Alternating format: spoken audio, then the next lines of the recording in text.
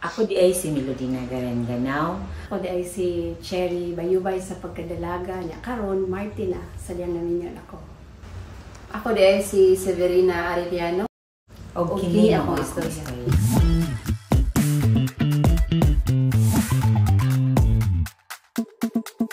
Nabautismuhan ko 1997, September 14. Na ako'y upat ka anak. Bautismuhan ko atong December 24, 1994. Ang akong anak tuloon to siya. Ang primero namatay siya. Ang akong eldest namatay siya sa sakit nga dengue pagka 2003. Pagka 2004 natawo ko ang akong ikaduha. Pagka 2012 nakuhaan ko sa duha ka bulan nga bata. Usa na lang nabilin ron. Tulo unta sila. Na bautismuhan ko niya itong tuig 2013 o na ako upat ka anak. Nakaplagan ako ang kamatuoran ni itong na ay nag-study sa among silingan nga mga saksi ni Jehovah. O bihang naminaw ko, diha na ko na-realize nga ang akong mga pangutana sa akong kinabuhi natubag diha sa Biblia.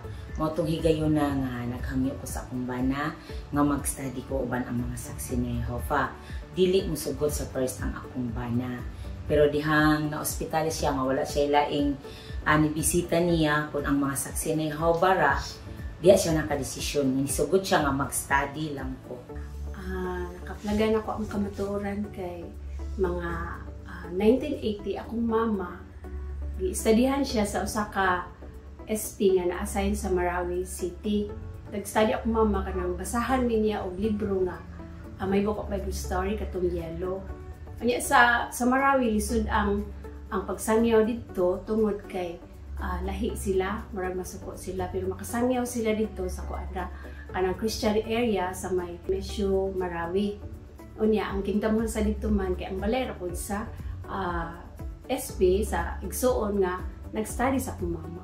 Ya sa dihang studyhan mi sa akong mama mag-aliro mi niya makahinumdum ko kaming unom kay ang tulo adto kanako younger brothers wa pa man matawo walo man mitanan.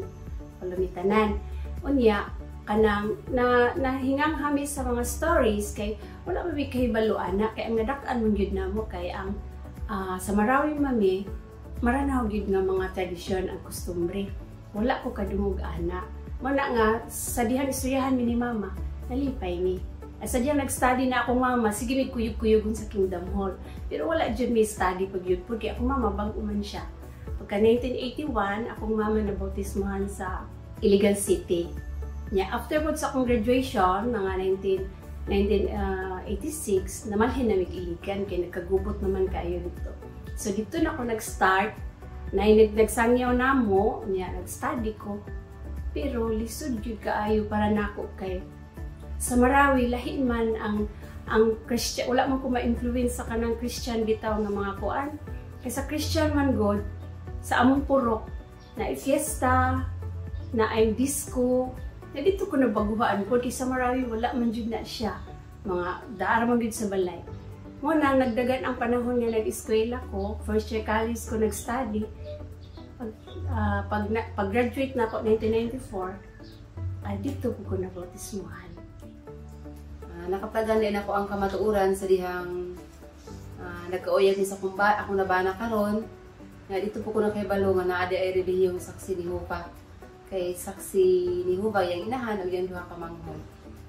Daghan kayong ang kung nabatunan nga mga challenge sa kinabuhi. Labi pa dihang nag-study nako nya ang akong bana niingon man siya pag first nga mag-study lang. Dihang nakadesisyon ko nga magpabautismo, supakit unta ang akong bana. Pero dihang nakasabot sad siya or nausab sad ang akong rutina sa akong kinabuhi, napadapat na ko ang akong nakatunan diha sa Biblia nga si Jehovah gid ay ang maayo nga sumbanan isip buutan nga pagkaamahan. Nakita pud niya diri sa ako motong ni support pud siya nagpabautismo ko. Ang nanganak ko sa among kaupat nga anak, abunyagan. Pero ako po siyang girespeto, ibunyagan. Pero nahimong bubot sa among pamilya, dihang na bunyagan gyud ang bata kay gisungog siya sa iyahang mga katrabaho. Motong nahimo na mong away, dakong away to nga time, pero sa panalangin ni Jehova nahimong nasulbad ra gyapon to siya. Lisod gyud siya, dako siyang hagit kaysa dihang nakaanak na ko kanang maglisod ko nga kanang ako rin usa nagmatuto sa bata pagpadako unya ang pagsunod sa ilahang kanang sa dihang nasa mga celebration maglisod pud ko unsaon nako unya pinakadakong kalisod nga akong na experience katong akong anak nga namatay siya tungod sa dengue. Na realize nako nga kuwang kog kahibalo kay dili ko kapamatuod sa akong gibarugan labi na nga kanang dili abunuhan hangtod nga nausab ilang panglantaw nako murag masuko na sila nako akong mga in-laws kay kana lagi sa akong gituohan mo nang layo ang ako ang siblings ako ray usa nang pertigid siyang lisura kaayo na dili day siya igo day itong akong gibuhat nga igo ako mutambong mga assemblias kay wala kuwang man ako ang panahon sa pagpamalandong pag personal study tungod nahigot ko sa pagpanarbaho tungod pud sa kalisod mo nang para nako gilisdan ko kaayo kay dili gid ay siya sayon nga mag-alagad ta nga dili kita ta mo commit kanang dili ta makigbahin sa kongregasyon kinahanglan apil day na siya dili lang mo mutambong lang ta sa mga assemblias unya wala na yan need sa di ay ta mulihok nya gani sa katunyang panahon na murag mauwaw gani ko na ni Jehova pero nagpabaga gyapon ko sa akong nawong ganang akong kadaganan ra gyud ang muampo ko ni Jehova alang sa tabang kay wala naman jud ko masandigan adto nga time lipay ko kay nadasig ko kay ako mga pag-ampo niya iyang gitubag pinaagi sa kanang igsuon na magtiayon nga igsuon nga mao gyud naguyod na ako nga matabangan ko nga mabalik akong kadasi niya mabalik ang ako ang mga kahibalo kay gigiyahan ko nila niya nasayod ko nga si Hope at yun naghatag nila niya dili lang sad katong mga magtiayon nga nagtabang na ako nasa higayon nga nay usa ka batan-on nga igsuon 25 katuig amo ang gap sa edad niya natabangan pud ko niya makadesisyon ko o maayo malamdagan ko sa akong gibati nga mga problema. Yan, nakita na ako nga sa ato din pagpaminaw nila mahimong matabangan ta or madawat nato ang kanang tabang ni Jehova. Sa dihang nagsugod ako Bible study nya alam na kung gipadapat na ako nakatunan gibati na ako nga mura ko night time nga bation ako nga mura ko nag-inusara tungod kay nausab ang panglantaw sa ako ang ginikanan sa akong mga igsuon kay lagi sa panahon nga magkapundok sila kung na okasyon dili na ko maapil nya sa dihang nabautismohan ako nya naka-decide ko nga mag-regular pioneer gibati ko na ako ang murag dili musugot akong banang mag-pioneer kay nakita ko na ako ang iyang rason nga tungod sa financial nga support. Ang kayo kong panalangin na nagawat ikan ka na Jehova tungod kay luha sa ako ang mga anak na himong alagad niya nahimong ang usa nahimong regular pioneer o ang asawa sa usa nako ka anak nahimong nabautismuhan pud siya panahon sa pandemic o labi na gyud nga makapalipay nako nga last year lang nagpabautismo ang ako ang bana. Nindot kaayong panalangin ni Jehova kaysa dihang nakabaton pud ko kog pribilehiyo diha sa kongregasyon ingong regular pioneer. Then panahon sa pag-eskwela sa PSS atol pagid ato nga naoperahan ko pero bisan pa ni ana natabangan gihapon ko ni Jehova kay nahimong na success ra gyud ang pag-eskwela namo sa PSS uban sa akong anak. Sa ako ang paglahutay kay gawas nga kanang dili hino mi perfect nga family pero ang akong anak na natabangan siya nga alagad kang Jehova, nabautismuhan siya kay gihatag man sa akong bana sa ako ang pagmatuto sa iya.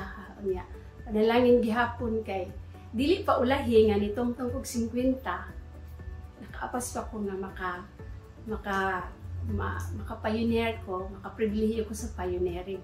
Unya, panalangin gihapon kay bisag daghang kaayo ang problema isip usa ka asawa, at least natagaan ko og kanang peace of mind nya, nawad-an ko og mga insecurities as asawa, kanang nitagaan ko sa akong banag assurance nya, nag-support po siya sa akong pioneering. Unya, panalangin gihapon kay kanang natabangan ko nga kanang makabaw bitaw ako katong dili na ko nahibaw-an nga kanang unsaon pag-handle sa Bible study, unsaon pagtuon sa kanang mga kalihukan sa Kingdom Hall nya, katong naka-pribilehiyo ko sa PSS, so kahibalo na ko unsaon siya pagdumala pod pagsangyaw, natabangan ko nga makahibaw na. Sa akong paglahutay, gibati ka na ko nga panalangin kay ni Jehova ang pagkabig pud sa akong tulo ka mga anak na nahimong bautismadong mga alagad niya karon. Niya naka-pribilehiyo pud ko og kaduha sa pag-eskwela og regular PSS.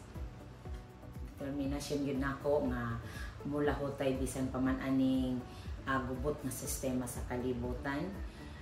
Ako yung gipangayo ni Jehova nga giyahan gid ko niya sa insakto nga dan o aron nga moabot gid ko sa makadawat ko sa iyang gisaad nga kinabuhing walay katapusan. Sa karon akong determination karon nga bisan tuod nga naa ako gibati sa ako ang panglawas, kanang determinado gyapon ko nga mopadayon jud ko kaning kamot ko nga mas masuod kang Jehova nga Dios. Unya, nakahibaw mo ko nga tubagon niya ang akong mga pag-ampo na ako gipangayo kang Jehova. Kung matuma na siya, ilabi na nga ako ang bana, dili pa siya alagad. Unya, kung matuma na siya, kanang malipay na unya ako nga makadawat sa iyang saad uban ang akong pamilya.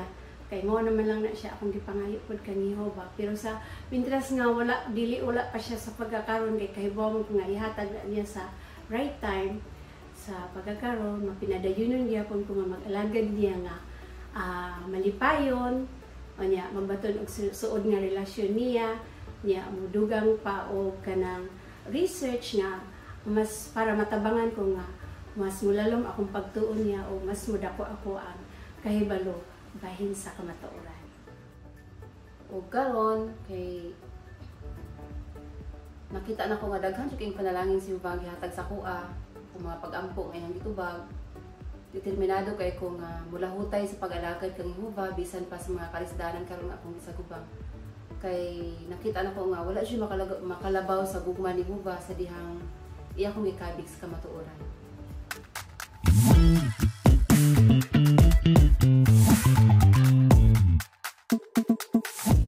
Tungod sa financial support.